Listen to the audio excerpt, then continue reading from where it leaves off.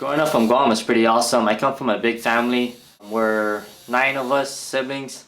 I'm the youngest one, and yeah, I learned a lot from cooking, barbecuing, swimming, and all stuff. We're always at the beach, anyways, but I learned a lot growing up. We got into breakdancing.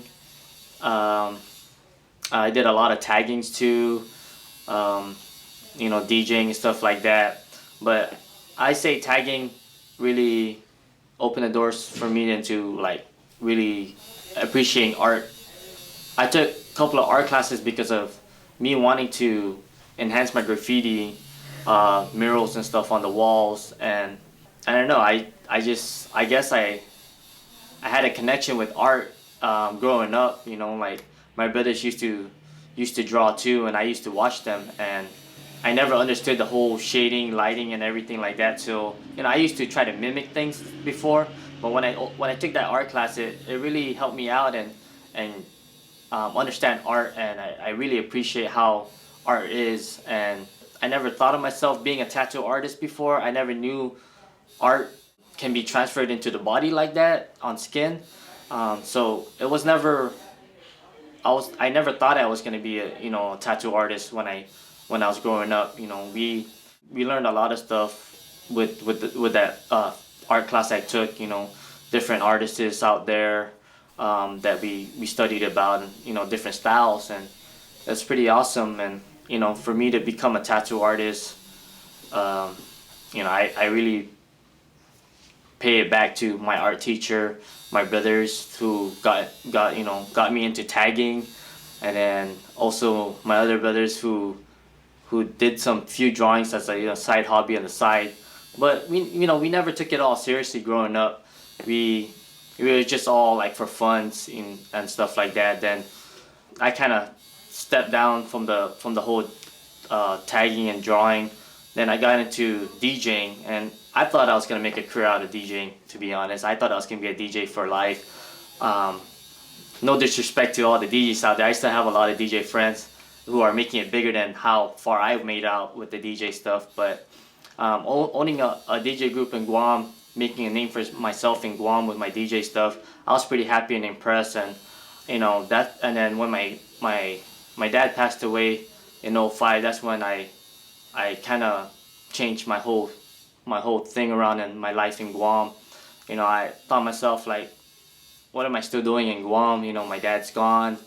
And my whole family was just pretty much doing themselves, because they had their own families, and pretty much I was like the only single one without a family. So me and my mom decided to move out to Cali and try it out there, with where my other sister lived.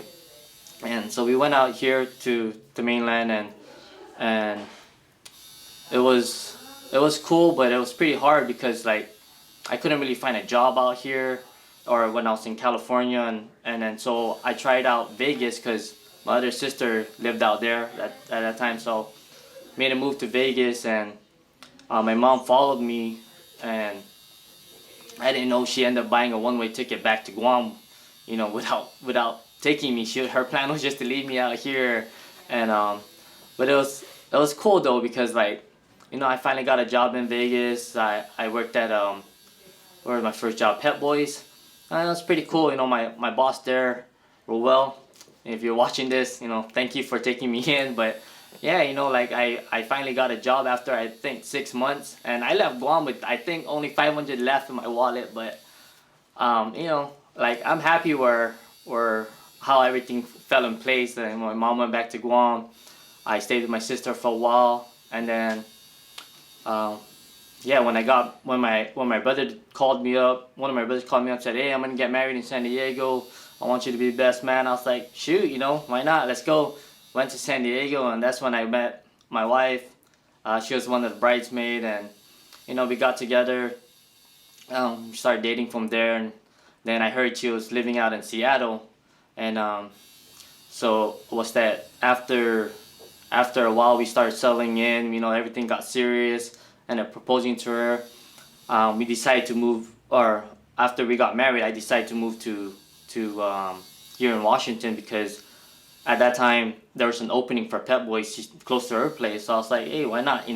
There was an opening there. Moved out to Washington, and I liked it. You know, after moving here, I was like, man, this is the place where I want to raise a family and everything like that. And yeah, that's what got me to Washington.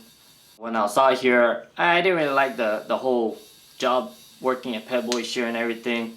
That you know, another time I still had my DJ equipment. I was thinking maybe I should start, start doing DJing again. You know, because I did a few gigs in Vegas, but you know, I didn't. I don't know. After I got married, I kind of stepped down from the whole staying up at night, and DJing all night. You know, after I got married, I was like, dude, this is time to settle down. I want to be a family man and everything. So I don't know. I you know, when I gave up my trying to sell my DJ equipment, that's when my brother-in-law Danny Baisa, he hit me up, say, hey, hold those equipments. Let me buy it from you. And I was like, dude, aren't you? I asked him, aren't you getting into tattooing? And he's like, yeah. Dude, buy me a kit and let's just swap off talent. Like I'll teach you how to DJ. I'll give you all my music. I'll give you all my equipment, and just buy me a kit and teach me how to tattoo, and we'll call it even. And at that time I was like, man, I was scared to let go my music book, and I was scared to let go my headphones. That brought up so much memories to me, and I was like, man, you know what? I need a new career. Let me try out tattooing. And that time I still didn't think I was gonna be a tattoo artist, and I just wanted to learn just to tattoo it myself, pretty much. But I don't know. It was pretty fun when I started learning how to tattoo, and people saw things in my art. So I was like, people started coming to me, and a group of friends from Guam that lives out here started tattooing them, and they helped spread the word out, and I was doing tattooing, and here I am now, doing it professionally. I love what I do. I would not change my career for any job. I get paid. I mean, money's not everything, but nowadays we need the money to pay the bills. But I can't complain with me sitting here 12 hours, 16 hours at the shop doing what I love to do. I don't dread going to work. Like, oh man, I gotta go to work. No, I love, like if I don't have a client this day or somebody cancels out, when a walk-in comes in, man, I hope it's a fun piece. And it's doing tattooing. It's you can't really describe it unless you're really into art like us. Like we don't get paid for what we, for the work we do. We get paid for what we love to do. So there's no other best way to describe. I'm really blessed, with this talent I got. But I also gotta thank my wife, because she's been there from day one from me starting this career. She, stood by me with everything. Like even those I was having a hard time with the tattooing at one point. Like I was really hungry to tattoo and all that stuff, but there's times where nobody's there to really get work done. The people are not just gonna walk in like, I want to get a tattoo, put whatever you want on me, because if that's the case, I'll put my portrait on you. But I mean, tattoos for life. I take it seriously. I want you to always think of what you want to get done. Like I don't want you to regret a tattoo. So think it through, have some meanings to it, so you don't regret what you put on your body. But yeah, my wife was pretty supportive. She pretty much quit her job, her career. She was a teacher. She quit her career to help me open up the Needle Lounge, and she's happy with it. She's here running the shop. She's what makes the shop so smooth and easygoing. Everybody's happy here. Everybody works here, that like a family. We're all like a tight group here. And what I noticed with all the customers that coming here, they always say that we have a good set team. We're like a family here. So I really appreciate what she's been doing for the shop, and we all owe it to her. So pretty much, I'll never give up tattooing for anything. I think I'll be tattooing forever unless I break a hand or I break both hands, because if I break my right hand, I gotta learn how to do a tattoo with my left hand. And then if I break my left hand, then I guess I'll learn how to tattoo my feet. I mean, there's people out there that do it, right? But I mean, yeah, tattooing's changed my life so much where I wouldn't change it for anything. I wouldn't change no. I wouldn't take no other career for over tattooing. Tattooing opened a lot of doors to us, me and my family. You know, like me tattooing, I get to balance my family time. You know, a lot much more than my previous jobs, and um, also I get to meet a lot of people. I get to travel a lot.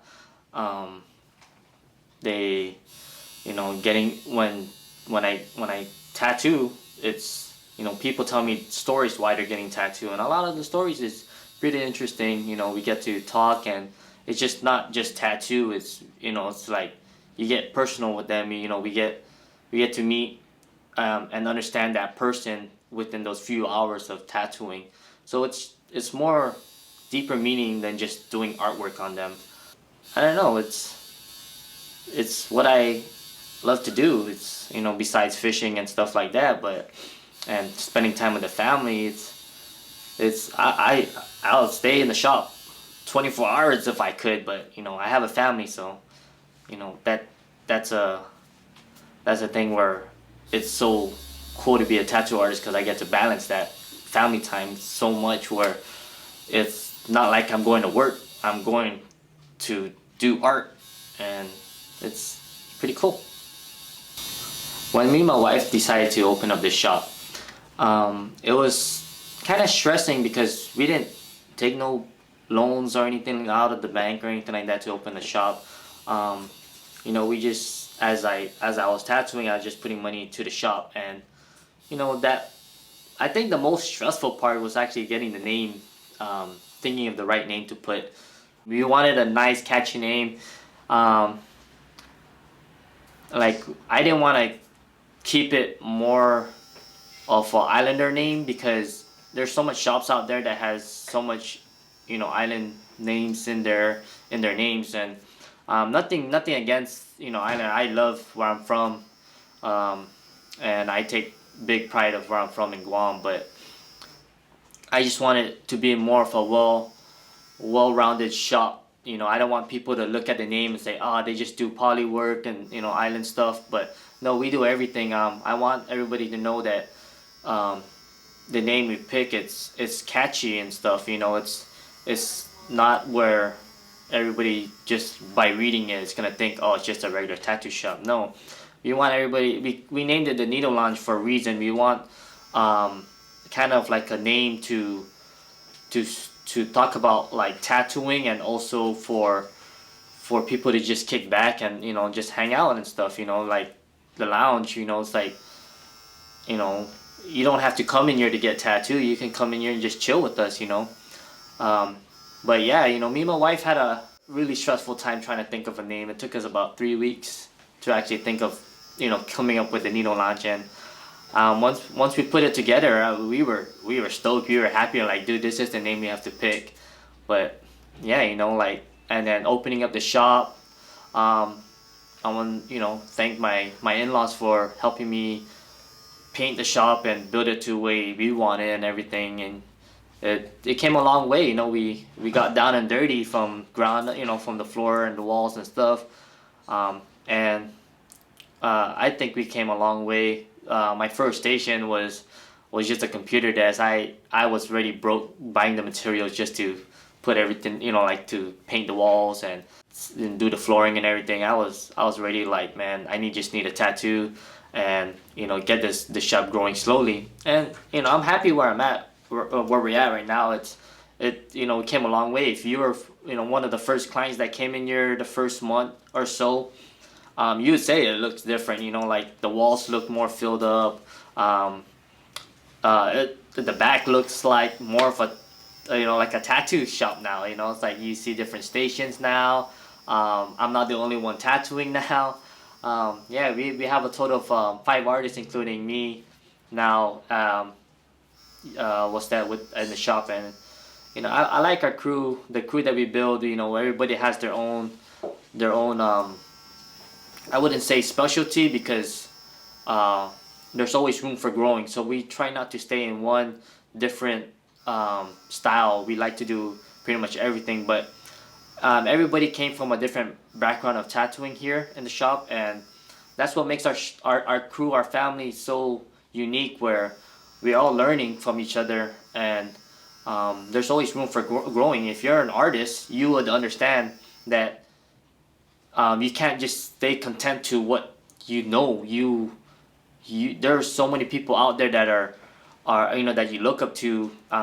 There's a lot of names I can mention, but there's so many artists out there that not just tattooing wise, but even like painting, or even different type of art medias and stuff, that you want to get to their level or whatsoever. Like, so me as a tattoo artist, picking our team to be with us, it you know it, it has a lot of meaning. Like, I wouldn't change my team for any, if for like just to replace somebody. No, our team is built, like, everything just fell in place the way everything happened. It's so awesome, where we it's hard to explain. I mean, if you've been here, you know how our team is, and how family oriented we are. We we treat our clients like family. We eat together. We're a shop that welcomes kids too. We have games for the kids to play with while parents are getting tattooed. We have kids for ourselves, so we know how it is. So feel free to come in with your kids. We won't chase your kids away or chase you away because you have kids. We love kids. So yeah, I think our shop is it's not like 100% there, because we always want to grow. So, but we're all happy where it's at right now. So, thank you. My name is Renmel Tiong. I am the owner and one of the artists at the Needle Lounge here in Lakewood, Washington.